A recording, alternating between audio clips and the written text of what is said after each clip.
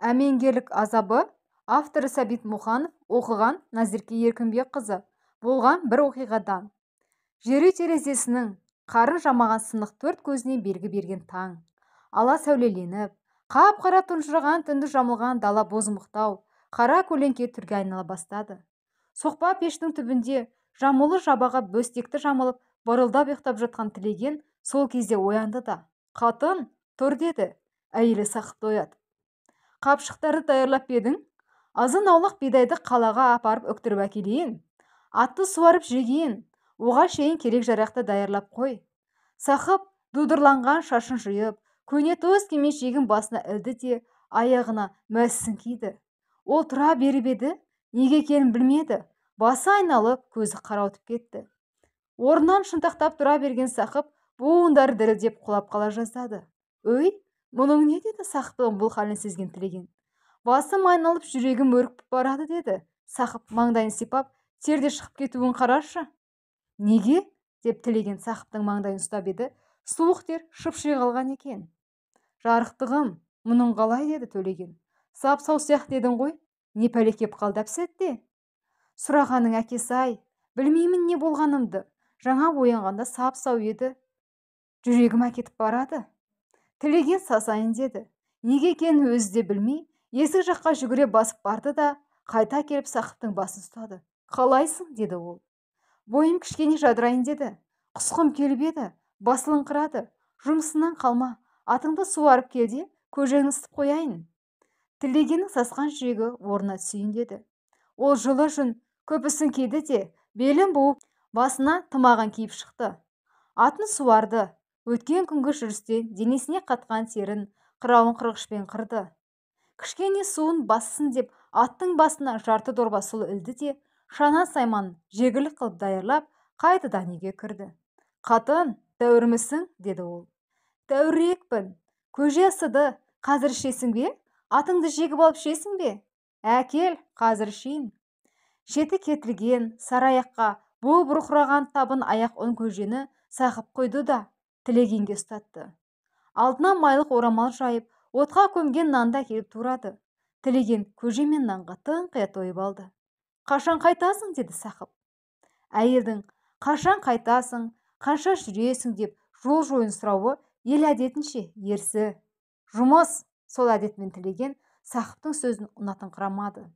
Дегенмен тату тұрған әйелінің көңілін жықпай: «Жел болса күндіз үктірермін да, түнде қайтып, ертең ерте оралармын», деді. «Сен де түнде жүруді қойсаң қайтеді?» деді Сақып. Маған кім теді?» деді Төлеген. «Кім біледі, бөрі жоқ деме, бөрік астында» деген. «Сенің түбіңе Салиха жетеді» деп Сақып теріс айналып жылап жіберді. «Сақып, сен осы сөзіңді қой», деді Төлеген екіленіп. «Бар малың, тыртиған көк атың мен екі бұзаулы сиыр.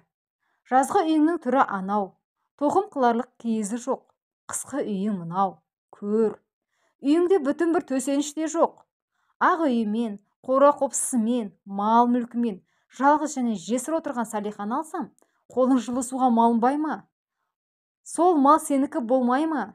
Әмеңгерімде таласып жүрген сәденің жарасы жеңіл. Аз малмен аузын жапам. Көпті алам десе заңға барар. Онда ұтылады мал иесі Салиха. Байғұс-ау, мен сені қызғанбаймын. Ретін тап та ала ғой сол Салиханы. Бірақ алдартынды шамала деймін. Кеше Үрхия айтып келді. Сәден Салиханы Тілеген аламын деуін қояр. Оңайлықпен жесірімді бермеспін депті. Егер қоймаса, ол келімсекті үйретермін депті. Олар жауыз адамдар. Ана жылық жолаушы 6 орысты өлтіріп, олжа қылған естіп жүрсің. Өзі сойда оттай бес ағайынды жігіт. Сен жалғызсың. Өзің бұл ауылға кірмессің. Мал құрсын. Баяғыдан бер жалғыз ат, жалғыз сиырдан басқа мал бітіп көрген жоқ қой. Содан да аштан өлмей, көштен қалмай келеміз. Тірімді алсаң қой осыны». Тілеген бір бет, өз дегеннен қайтпайтын жігіт еді. Сондықтан Сақыптың сөзін құлаққа аспай көжесін ішіп, мұртын сүртті де киініп шығып, атын жегіп үйіне келді. «Ал, мен жүрдім», деп ол есік жаққа бара берді де бесікті ұйықтап жатқан Сұрағанын сүйгісі келіп кетті.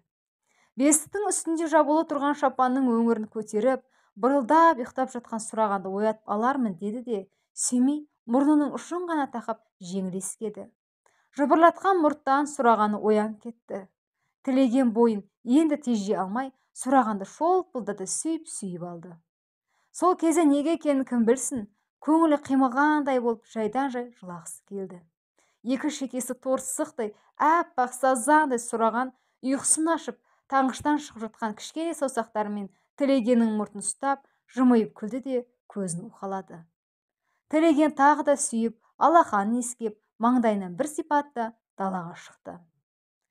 Күн шықпаған мезгіл, үскірік суық, ағаштың бұтақтарын жеңді білектей жуандатып үйіп тұрған ақ қырау. Ауылдың алды оянып, пешке от жаға бастаған, суыққа тоңған сияқтанып қарап бері түтіндер бұйырыға ұшып жатыр. Көк ат ширығып тұр екен.